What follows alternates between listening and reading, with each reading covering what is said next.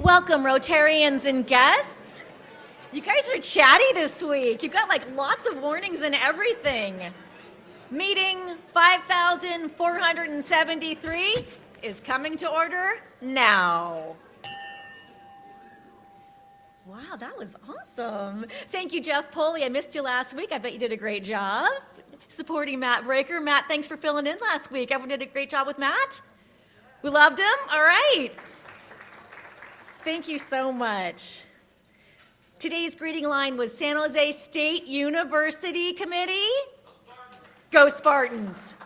That was like a paltry Go Spartans. San Jose State. There we go. There we go. All righty. Let's get right into guest introductions. Today on Traveling Microphones, we've got Bonnie Brezzo and Erin O'Neill. Please introduce yourselves, tell us who your sponsor was, and give us a fun fact. I'm Bonnie Brezzo, and Dick Conniff is my sponsor. Wonderful. Thanks, Bonnie. How about you, Erin? Hi, everyone. Erin O'Neill, Superintendent of Metro Ed, and my wonderful sponsor is Larry Stone. Boo! That's going to happen for the rest of your Rotary career. So you really, guys, if you have someone you want to bring in, have Larry sponsor them. It's a lot of attention. Okay, those visiting Rotarians and Rotarians with guests, please stand so we can get a microphone to you. All right. And then, Bonnie, anybody you see standing, you just walk on over to them. Fantastic. Erin, let's go with your guest. Oh, hi, Ryan. Okay. Hi, Ryan Sebastian, sponsor Janica Clem. My two guests today are actually, I guess, my competitors. Zach Waldron from TBD and Rick Garcia from Non Plus Ultra. We're happy to have you. Thanks, Ryan. Help me out here. I've got a lot of people standing. Go for it, Bonnie. Hi, Ginger. Hello, President Heather. How are you? I'm fabulous. My name is Ginger Sotelo. My specialty is law, and my sponsor is Larry Stone. Boo! Double boo. Today, I have with me Anthony Olvera, the owner of Apex Operations. It's a contractor marketing agency that helps construction companies build their brand like they build their products. Great to have you in the room. Thank you for being here. All righty. Hi. Hello, President Heather. Kathleen Thomas, and we have some guests from San Jose International House who will introduce themselves. Go Spartans. Hi, I'm Matthew. You've probably seen me. I've been to all the ones last month as well. I'm from Alameda, California, sorry. And my major is art studio. Great to have you back. Thanks for being here. Good afternoon. I'm Nathan. I study occupational therapy at San Jose State. I'm from West Covina, California, and I'm excited to be here. Wonderful. Hello, everyone. I'm Alex. I'm an RA at the iHouse. I was born and raised in California. I'm a student studying aviation, and yeah. Welcome, iHouse. Thanks for being here. Hey, Danny. President Heather, Daniel Sasweta. My sponsors are past President Fernando and the Honorable Judge Hastings. Wonderful. And my guest today is Isela Perez. She's an employment attorney at Apple. This is our first meeting. Welcome to Rotary. Glad you're here. Help me Good out. afternoon, President Heather. Hi, Pat. I am very pleased to introduce my guest, Antonio Martinez. Antonio is currently an LLM student at Santa Clara Law, and shortly after he returns home to Mexico City, he'll complete his law studies there. Welcome. Welcome. Hello, President Heather. Hello, Dave Peterson Dave. here. Coach My Dave. daughter Mary as my guest once again, the executive meeting manager at the Hayes Mansion, and my sponsor Carl Silker sitting here with us. Who we would never boo, ever in a million years. Welcome back, Mary. Thanks. President Heather, I am Larry Stone, County Assessor. Finally, some enthusiasm, for God's sake. And my guest today is my wife, Carmen. Yay!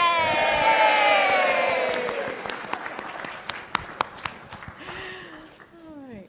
I see people over there. I need some microphones to that side of the room. And then, Bonnie, if you can make your way to Carl Salas, he'll be next. Hi, Richard. my guest today is Jonathan Padilla, and I think he's working on his application for membership, and he's the CEO of Snickerdoodle, and they don't make cookies. We can fix that. Send some snickerdoodles in with that application. Welcome, Jonathan. Hi, Carl. I Hey, mean, President. Council Member Salas. Hey, President Heather. So when I took over District 3, I inherited some staff, and you know, some people were saying, and some people were saying, It's the best thing that ever happened to me is I kept both Kiara Ariola and Esme Rodriguez. So great to have you. Hi, Rod. Hello, Your Royal Highness. I haven't mentioned my sponsor in a long time. My sponsor was Ron James. Oh, And very nice. that tells you how old I am. I am very pleased to introduce Michelle Zhang, and she is the CEO and founder of Society of Heart's Delight. And she has her application on the way in. Oh my goodness, welcome, welcome. All right, how are we doing on guests? Cleared for guests? All righty, welcome everybody. Thanks for bringing so many great people. You're gonna love the program today. I would say that every week, but this week is like especially unbelievable. Okay, we have Ring the Bell. It's the first meeting of the month, but we always have Ring the Bell. And I believe I've got an audience plant. So this is Cindy Faulkner. Where are you, my dear? There she is. And Bonnie's got a microphone for you right there. Is that a cowbell? I brought my own bell. I need more of that cowbell. Okay, I'll try to Your be microphone's not working. There you go. I'll try to be quick. Thank you, President Heather. I'm going to ring the bell 4 times for 3 reasons. Rounding up to celebrate 38 Rotary ski trips since the first in 1987 to Park City. And this year we had 36 of our Rotary members in Aspen, Colorado. And then 1999 in Lech, Austria, this infamous bell was born when 22 Rotarians were snowed in. For 26 years, this continued a tradition of this passing of the bell, and it's decided solely on the criteria of the person who won before. Sorry, I'm going to put it down because it is distracting. The previous winner. This year, I have the honor of the bragging rights and the honor of being the custodian until 2026. Last, if you'd like to join us in the future, please shoot me an email and I'll put you on the ski list. We do have a reveal party in April or May for 2026. And I'd like to thank Kelly Dipple because she's given us a quick little tidbit of how much fun we had in Aspen. Hope you join us sometime. Thank you. That's 4 bells. She rang her bell, but I'll ring ours as well. And let me see if I can hit play. Yo! You should be seeing a video.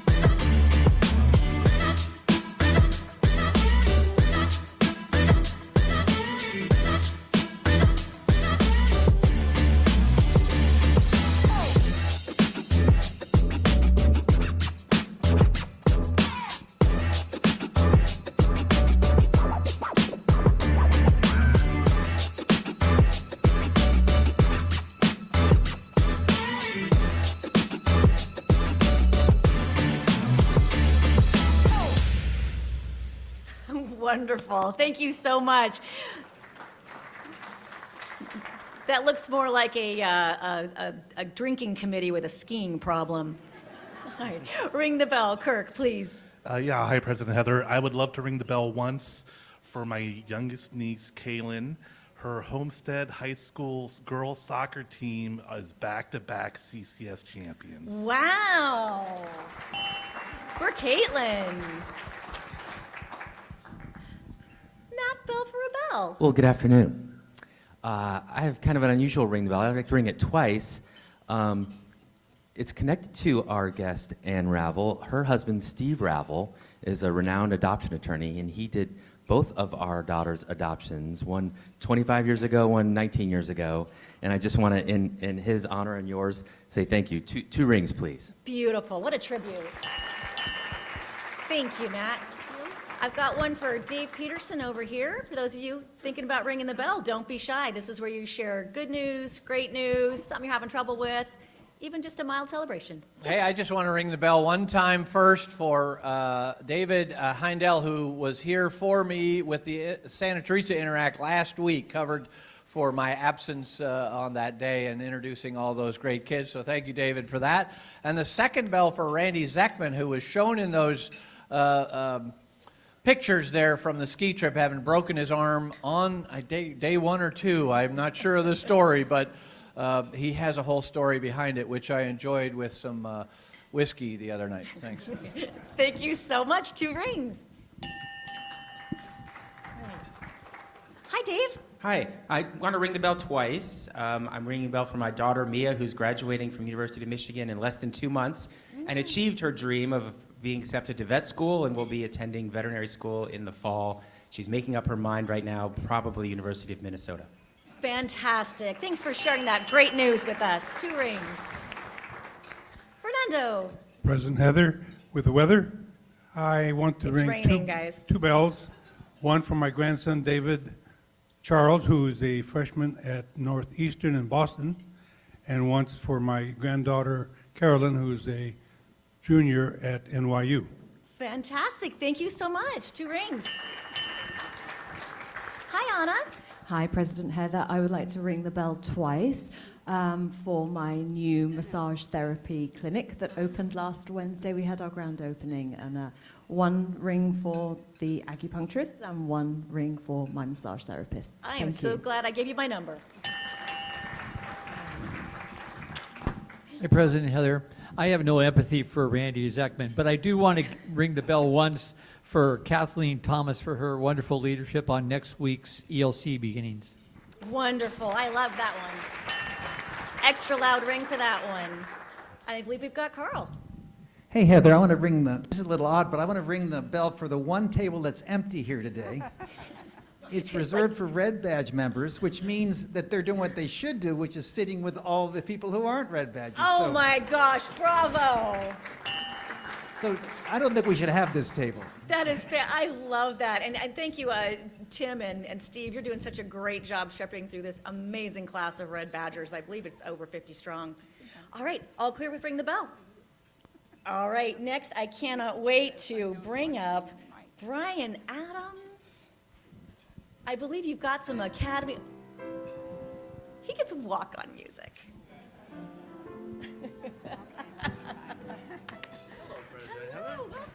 Well, folks, how'd you do on your ballots? Yeah, terrible's right. We had 39 participants. The vast majority of those, we only had 13 of the categories listed on the ballot. The vast majority of you folks missed about 12 of 13.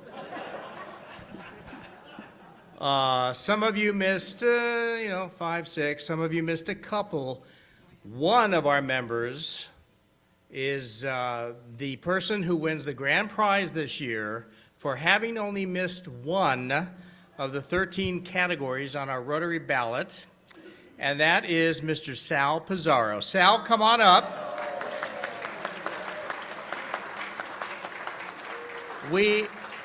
My theory is that he had good mojo because he's a huge James Bond fan, and if you watch the Oscars, there was a nice tribute to the James Bond film franchise. So, Mr. Pizarro, you received the official 2025 Academy Awards poster. You received this beautiful lapel pin from the Academy Museum of Motion Pictures that I gave one last week to Bill Schroe. I envied that. Yes. And now you have your own. And courtesy of our own Dan Orloff and the Pruneyard Cinemas, you have a pass for four passes for movies and a $50 food and beverage credit. There you go. Congratulations. I could go 4 times myself or take my family. Yes, you can. Do you have any? What do you attribute your success this year? I agree with Brian that the James Bond tribute during the Oscars probably helped me out, but given that I had to make my selections weeks before that, my strategy was what would Brian Adams pick? And I picked the opposite. Good. Thank you, Sal, and thank you for having your acceptance speech shorter than Adrian Brody's. Thank you very much. That is one of my favorite Rotary traditions. Cindy Faulkner, more time for you up here. Get on up here, girlfriend. You got some fun stuff to do.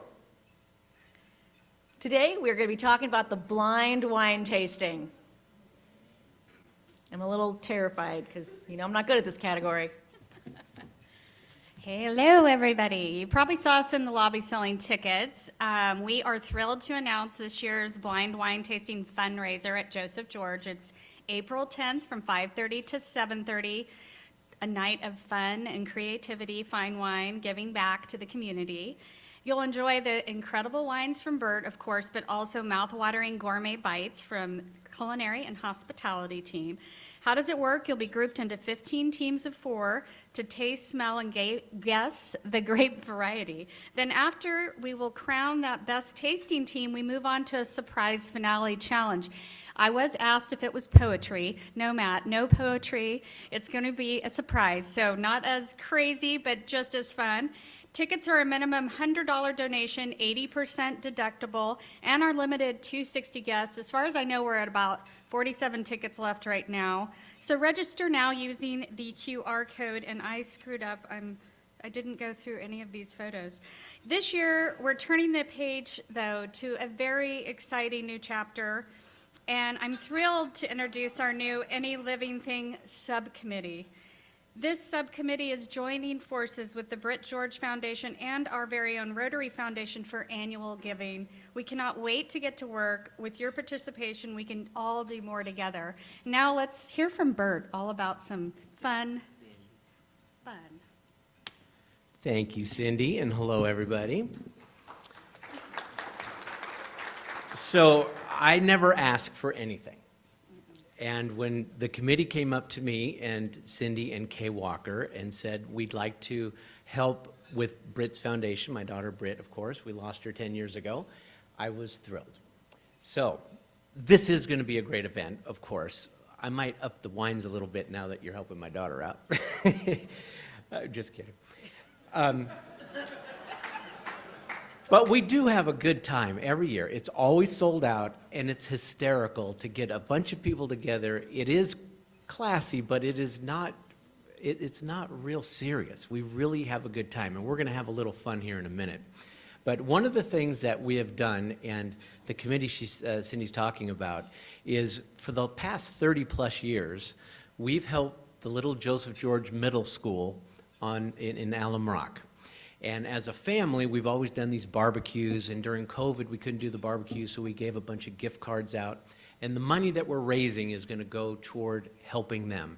And then in the future, if they do close the school, which it looks like they're going to close the school, we're still going to help kids, and we're still going to help the school district out. So, the new Any Living Thing, that was kind of Britt's motto, Any Living Thing, to help any living thing, whether animals, people, whatever. That is a new committee now, which is going to be really, really fun. And we, Dennis Brock and I, my dad, we'd go out with a barbecue pit and do some hot dogs and hamburgers for the kids.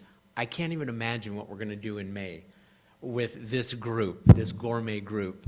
And I hope that there's more than, we usually get about 400 kids from the school. Hopefully it's the whole neighborhood, because it's kind of a goodbye to them. So it's going to be really fun. This is our 7th blind tasting, which is awesome, and they've all sold out, and we've had a lot of fun, as you could see from all those pictures. Now, we're going to have a little fun, and I need a volunteer. Heather's going to be one of my tasters, and we're going to blindfold her, and we're going to get another volunteer. Who would like to volunteer? Who knows a little bit about wine? Who would like to volunteer? Mr. Barron, come on up, and I will not embarrass anybody, I promise. We're just going to have a little fun. Okay, blindfolds first. And this isn't what we do at the shop during the tasting. You're all going to be able to look at the wines, analyze the wines, talk about the wines, and figure out what the wines are. But today we're going to have a little fun. It's going to be real easy, no embarrassment. This is very embarrassing. We're back to COVID again. Get it up, come on.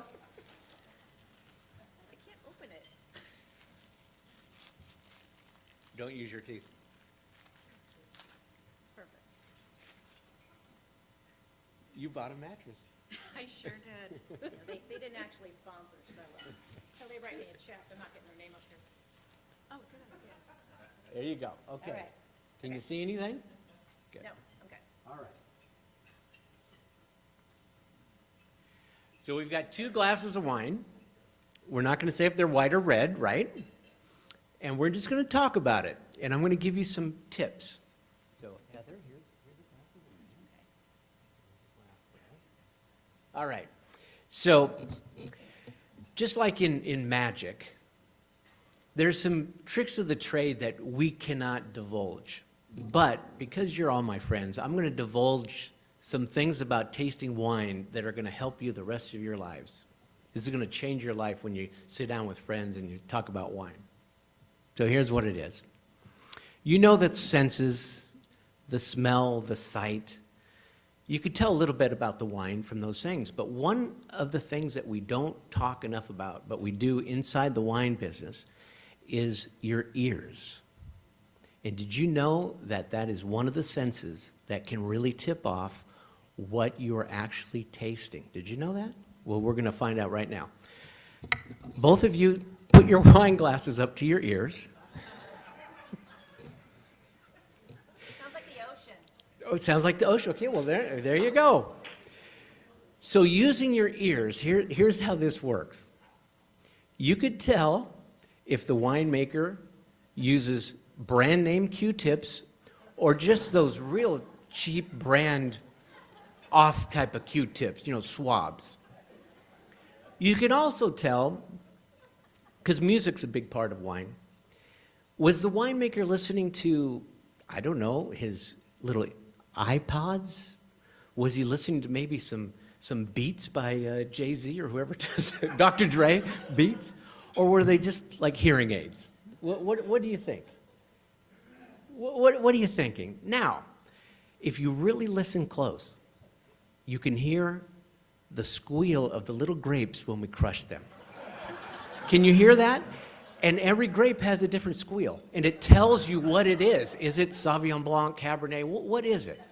So with these 2 right now, I know we're running out of time. Right now, just tell me, is it white or red? Red.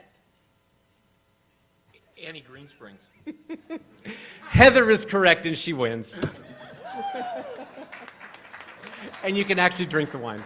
Is that it? That's it. You won. That's it? Just red? Red or white? Red. I didn't Way want to to go. embarrass you. Well, how did you know it was red? It smells like my drunk dad. No.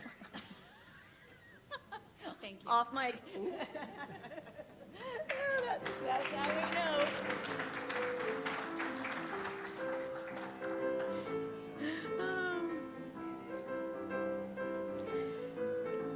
It is calendar girl time. I'm going to have some save the dates for you before we get into our main program. This weekend, our Red Badge group, and with Carl Salas, newly anointed Council Member 3, we are going to be doing a creek cleanup, and this is a really special one. This used to be something we did a lot of before COVID, and where I learned about very thick mill plastic bags versus the crappy thin ones I used to do. It's really, really a lot of fun. So check that out, and if you missed it in the lobby, they were handing out flyers, so grab one of those, please.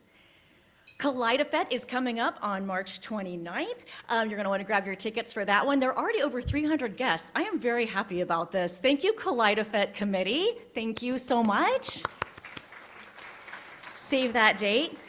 And this is a special one. This is a president's request. This isn't part of Fun and Friendship and all those things. This is just because I like musical theater and I like Matt Robin. So we're all going to go see Waitress on opening night. Yeah. And this is CMT. They diminutize that C like they do in KFC, like the F for fried and the C for children. Guys, look, this is their marquee production. And even if it wasn't their marquee production, CMT continuously puts out the most top grade musicals. And if you haven't seen them, please join me April 11th. And we'll be getting a code out to you in this week's bulletin. So come with me to come see opening night. Fish Day is coming up. We haven't talked about it too much yet, but save the date, May 3rd for Fish Day. I want more fish caught this time. And Todd Trickell, I'm talking to you. I want the fancy hooks, not that other stupid ones you had last year. I want the fancy hooks, and make sure these kids are catching some fish. All right, let's do it. And please save the date for the Rotary District Conference, May 31st at San Jose State. There you go. And this is a real biggie. This is the June 4th is the spring barbecue. This is the must do. As you know, we had the fall barbecue. If you're new to Rotary, we have 2 barbecues a year, and this is going to be the spring barbecue. And we got a few little special surprises for that one, as of course you know I'm going to want to do. And then this one's very meaningful, my last one. April 16th, we have a large contingent coming from Okayama, Japan, and I'm calling this Sakura at the Summit Center. I know, it's going to be wonderful. We have at least 20 guests coming from our sister city in Japan, and we've got a special menu, and we've hired Taiko to perform for you that day. So please save the date. If you come to no other meeting in April, get yourself to the April 16th meeting to welcome our friends. All right, now I am pleased to call up, let's see who's introing. Oh, it's Barbara Marshman, of course. Barbara Marshman, come lead off our main program.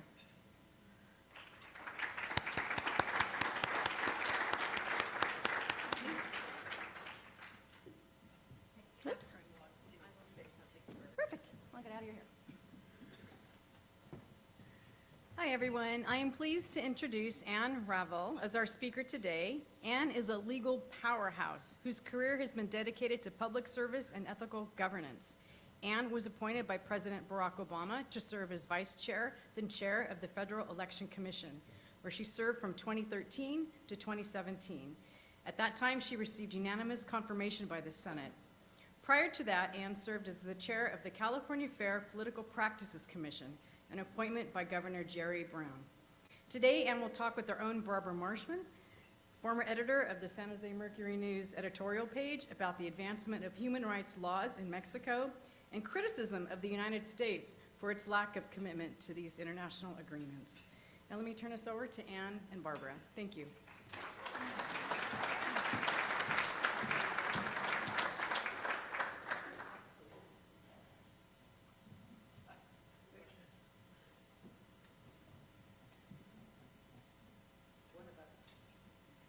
One of us is going to be speaking to the podium, I'm afraid. Ah, that's not too bad. Hi. I've actually known Anne for probably 30. Yeah, she doesn't like to talk about these time and these numbers, but probably for a good 30 years. We didn't really become good friends, though, until she came back from Washington after the FEC work. And during the time since, she has taught me a lot about Latin America, including South America, where she has a lot of family. Her mother was from there. And also, particularly lately, about Mexico, where she's become very active in election observation and in working with people on women's rights. Today, because there's so many lingering, not particularly good images of Mexico out there and some misinformation that might be floating around at the moment, I thought you should learn a little more about it. And want to start out with the changes to Mexico's constitution, starting I think in 2011. In response to the UN human rights document. Yes. Oh, to press it till it turns green. In 2011, and let me start quickly by the work that I do in Mexico is with the Supreme Electoral Tribunal, and that is a Supreme Court in Mexico, of which there are numerous Supreme Courts, but that one relates mostly to elections. And in 2011, it is a constitutional court, and there were changes made to the Mexican Constitution that required specifically that there had to be representation and parity for LGBTQ Mexicans. This is in the electoral process. LGBTQ Mexicans, Black Mexicans, women, and indigenous people. And that is one of the things, since I do a lot of work with the court, that I found to be particularly important, because the whole concept of it is that the people in Mexico are entitled to have representation, no matter who they are. They must be represented in the courts. So that's what happened in 2011. Later, when AMLO, who was the president, there was another constitutional amendment that also required parity for women in everything. So not just in the courts, although there is parity in the courts, there are at the Supreme Electoral Court, there are 3 men and 3 women justices, although the Chief Justice is a woman. But they also require parity for women in every place in government, any possible positions in government, as well as in in everything related to government. Could you explain how they do that, particularly just as the example, women now have parity in the legislature, right, or in the Congress? Yes. How did you do that? You don't have quotas. No, they don't anymore. They did at some point have quotas, but they do not. And the whole concept of the parity for women in everything was also so women could be represented. And the real issue is the parties in Mexico had to nominate those women. They also had to continue with the other requirements. They had to nominate Black Mexicans, nominate indigenous people, so that they could be in Congress or in other places. And by the way, that law, which passed in 2018, had to be ratified by Congress in Mexico, and 100% of the men in Congress voted in favor of parity for women. And tell us, when you asked people, how did that happen, what did they tell you? Yes. I did ask the people that I work with, how did that happen? How could that have happened? It would never happen in the United States. And they said, to a person, it is because Mexican men love their mothers. That was it. So you've actually co-written a book with the Chief Justice. Could you talk a little bit about that and what it led to here? Yes. The Chief Justice wrote a book about judging through a gender perspective.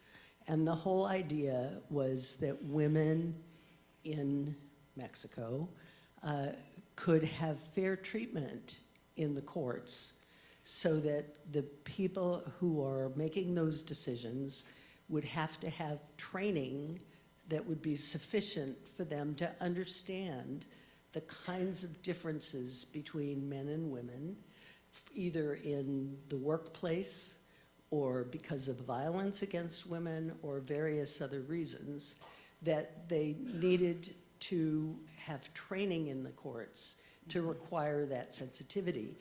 And the Chief Justice asked me if I would introduce that idea with a bill in the United States.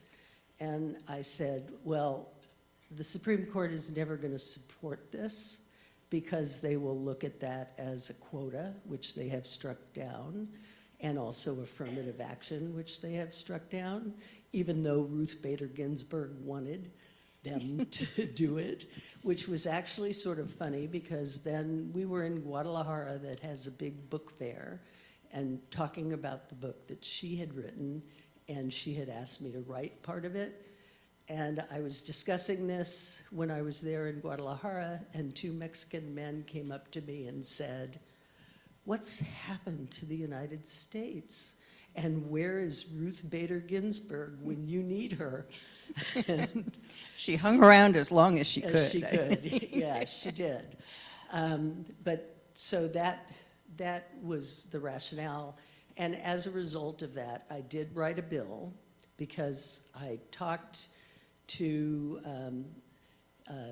a friend of mine who was a Supreme Court justice in California. And I said, "So do you think that it would be possible for the courts to do this in California?" And he said, "You know, you've got to go to the legislature," which I did. I went to speak to the California State Senate about my version of the bill, which I had changed from parity for women to parity for women and gender, as also, and thinking about women's issues and through a gender lens, as well as minorities, because we know that in California and in the United States in general, there are more Latinas and Black women who are incarcerated for life than there are white women. White men. And white men. Yes. And white men. So I changed the bill, and I went to the state Senate and testified on behalf of my bill, and they passed it. The Judiciary Committee of the Senate passed it. And then I had to go to the Assembly as well, because they're the ones who pay for the Judicial Council and for training. And as a unique thing, I used to be on the Judicial Council, but no longer. And the Assembly also passed the bill. But in order for it to get passed in California, it had to be approved and passed by the governor. I was in Mexico when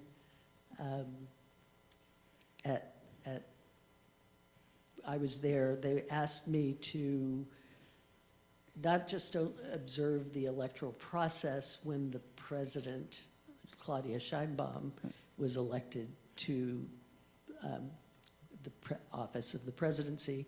They asked me to determine if it was a free and fair election, and that I had to go through every vote and all the documents relating to the voting there. And it definitely was a free and fair election, and there were many, many votes for her from indigenous people, Black people, men, women. She got the most votes of anybody ever. And so at that point, we were discussing these issues. Okay. Let's talk a little bit about the drug cartels and violence in Mexico. Folks now are saying that Mexicans coming across the border have been bringing drugs here, and I believe statistically most of the people caught bringing drugs are American. And could you talk about how the cartels work and why the president of Mexico believes the United States is largely responsible for that? Mm-hmm.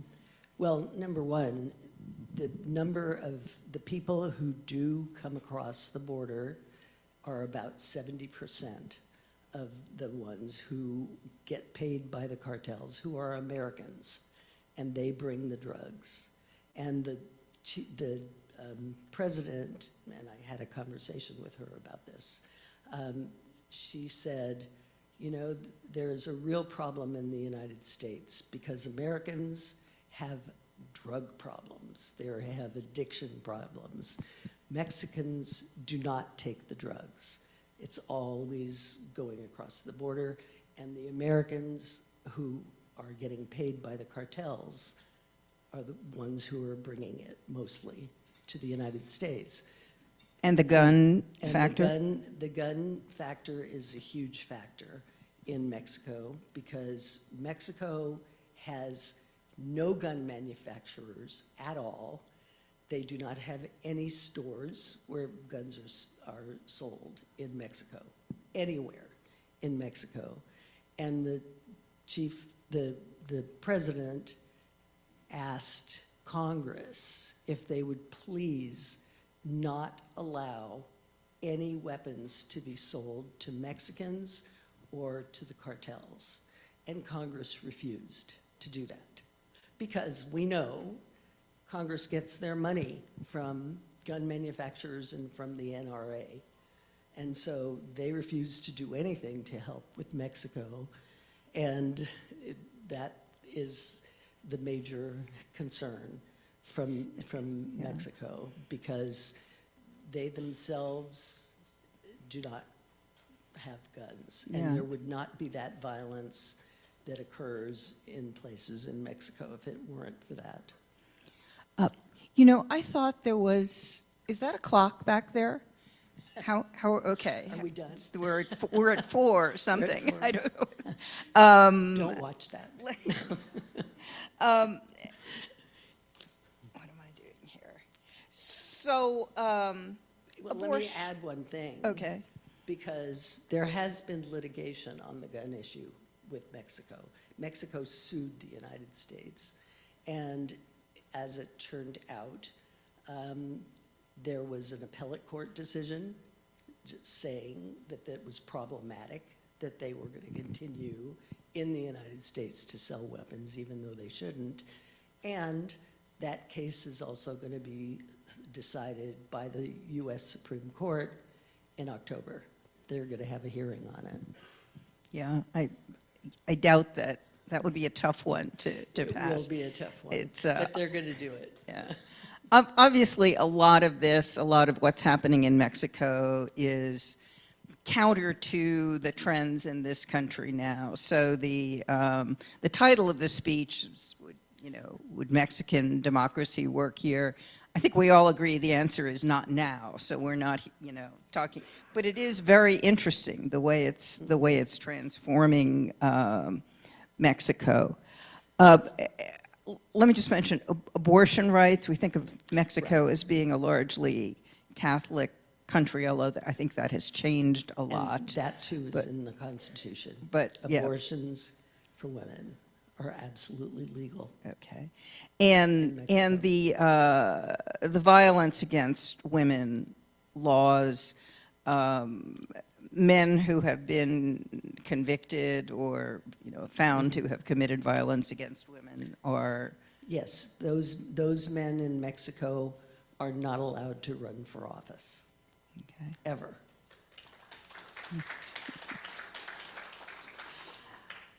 I'm sorry, we've kind of gotten lost here. What hope do you have for this kind of parity moving to other countries? Well, it has actually moved to other countries. There's some European countries, Sweden and others, that also have absolute parity for women. Okay. And much of that probably was the result of some of the work done in Mexico that they were emulating. And it's a matter of making sure that women have the opportunity to run. That is how it's structured, right? Not Yes. pushing women into. No, you can't just say, okay, you have to have 10 women here and no men. That's not what it is. But when women run, they tend to win office. Do. And it's not just women, because there's also been some amazing statistics about how many LGBTQ people ran for office in Mexico during the midterms. And many of them won places in the lower house of the legislature. Okay. Let me see a show of hands. How many of you, I was curious, how many of you knew these kinds of things were going on in Mexico? Anyone few of you did. Good, good. Okay. Well, I think... Unfortunately, he's heard me too many times. I think we are out of time for what we're doing up here, and I'm anxious to take some questions from the audience. Heather, would you like me to do that, or will you do that? Yeah, go for it, please. Okay. And we've got the, Fernando. right there in the back. Yep. Dave. Thank you. A little off topic. What is the procedure for changing the Constitution in Mexico? Well, I think what ultimately happened there was that the courts suggested, because they were constitutional courts, they added provisions to the Constitution. And that's how it happened. It was just them, you know, saying that these are things that had to be followed. It's not as if the people aren't ratifying it. It's just a national way of doing it. So there's no public vote on changing the Constitution, and in Congress there was a vote. The Congress had to vote. Congress had to for vote, it. but it was not a public. Right. Okay. In both the lower house and then there's an upper house in Congress as well. There's the Senate in Mexico. Chief Mata, we Yes. understand you have an interesting guest. Yes, I do, and thank you, President Heather and speakers. Speaking about parity, my guest today is the Consul General of Mexico in San Jose, Alejandra Bologna, who's been involved in this type of work for over 40 years, being the consulate in Panama, Milan, Sacramento, Los Angeles, and now here in San Jose. And her span is the counties of Santa Clara, Santa Cruz, Monterey, and San Benito. A good friend of mine. She was interested in coming here today to hear you speak, and I think she has some comments. Good. Thank you so much. I'm really glad to be here today and hear your conversation, because it is important to everyone to know Mexico more than what is seen in television or in newspapers. We have a wonderful country. We invite everyone to go to Mexico to taste, to see our colors, to taste our cuisine, to be involved with the people, and that's maybe why we have an increase of tech people living now in Mexico City because of our great country. We have a very strong female or political foreign policy, and I'm maybe a testimony because I'm the first woman being Consul General here in San Jose, and I was also the first woman being a Consul General in Sacramento. So I'm glad that you have these kind of discussions that are very useful, because Mexico, it's important for the United States also, as the trade that we have with the United States is very important for Mexico. That's everything, and thank you for having me today. Thank you so much for joining us here today. Barbara, back to you. Let me add one thing to that, because that's something else that Claudia Scheinbaum has insisted on, which is the issue of tariffs that are being imposed on Mexico. And she has said very clearly, and she's brilliant, she has said, you're going to be sorry because all these things are being made in Mexico, and it's going to cost a lot more money in the United States for cars and trucks and the like that are made in Mexico. So thanks for raising that. Fernando. And for the guacamole, by the way. It sounds like our own club's DEI statement is being watered down. Did you do any introspection as to what was meant when the man responded to say that the reason that they voted for parity is because they loved their mothers? Because that's an easy thing to say, but did you dive into that? Well, I have talked to numerous Mexican men, including several of the men that I work with on the Supreme Court, and many of them have said just that, because Mexicans are very family-oriented, and it isn't just loving their mothers. they're very family-oriented, much more so, I think, than most in this country. I don't know what you think about that, Fernando, but it's, I have to say, this is a personal statement, because I have a gardener from Oaxaca, and he came to me one day and said, my mother is very sick, and he's in his 50s, and he said, I'm sorry, I can't come and work here anymore, I have to go take care of my mother.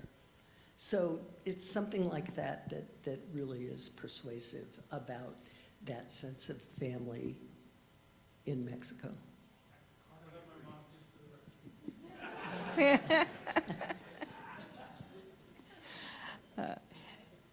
Antonio? Sure. Hello. Thank you very much. My name is Antonio. I'm a Santa Clara law student. I'm Mexican, so I'm very glad to be here. It's an honor, and I think it's very healthy for our democracies to exchange viewpoints on our respective democracies, both in the U.S. and in Mexico. I think we both have lots of things to learn from each other, and it's wonderful to have these conversations. In relation with what you were talking about the cultural factor in these changes behind the legal changes in Mexico, since in Mexico, as well as in the U.S., quotas in the gender spectrum are not permitted, then my interpretation is that in Mexico, a cultural change happened before the legal change, right? Because if quotas are not compelled, not even permitted, but if we are not using quotas, then how can you explain this change, right? And I think that it's a cultural change. So my question would be, which steps do you think the U.S. might take in order to seek for this more fair political landscape in relation to gender? Yeah, well, what ultimately happened was that, and I think this was in 2021, when they actually came out with parity for everything, and it was just a requirement that the parties nominate women for every level, not just president, not just in the cities, mayoral or whatever, and that year they elected 6 women governors throughout Mexico. And had there been women governors before? No. Okay. Yes, I'm sorry, I don't know your name. That's okay. I'm Matthew. You had mentioned that you proposed a similar bill in California and that the governor needed to approve it for it to actually pass, but I don't quite recall if you said if it passed or if we're still waiting on that. No, we're not waiting. I was in Mexico City observing and determining what they wanted was somebody internationally with my expertise in electoral processes that I could confirm the fairness of the election of Claudia Sheinbaum, which I did. And while I was there, going through all the documents and having big hugs with Claudia and the men in the Supreme Electoral Tribunal, I got a text from, I can't introduce a bill myself. I wrote the bill, but it was introduced by a member of the Women's Caucus in California. Her staffer texted me that day and said, Governor Newsom signed your bill into law. Yeah.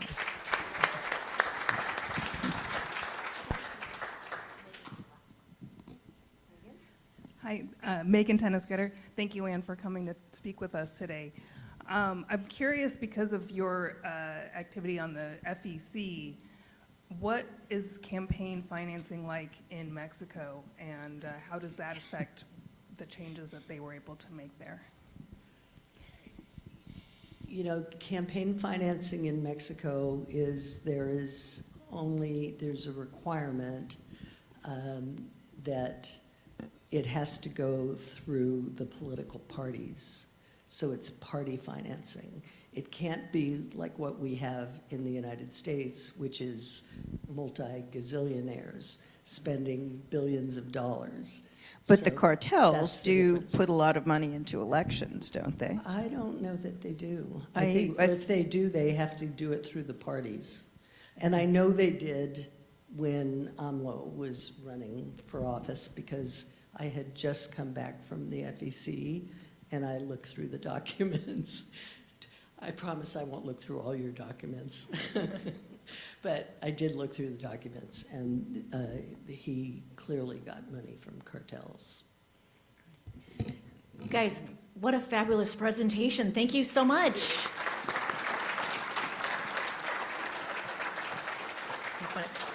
We are making a gift in your name to the Dancing Cat Lounge here in San Jose that does wonderful rescue and home placement for all the little kitties. We're doing that for you. And then I do believe, oh yes, my agricultural gift to you is our premium Chandler walnuts. It's a thing, agriculture alive and well here in Santa Clara County. Come on up, let's get a photo.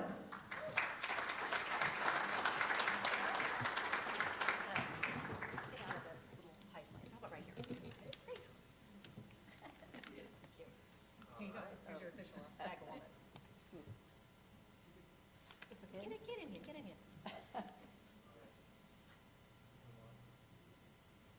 Thank you so much. So glad you're here. All right. This looks off the stage. Walnuts, they're good for you. They are. They're a weight loss. We'll have that as a future topic. How about that? And Ravel, everyone.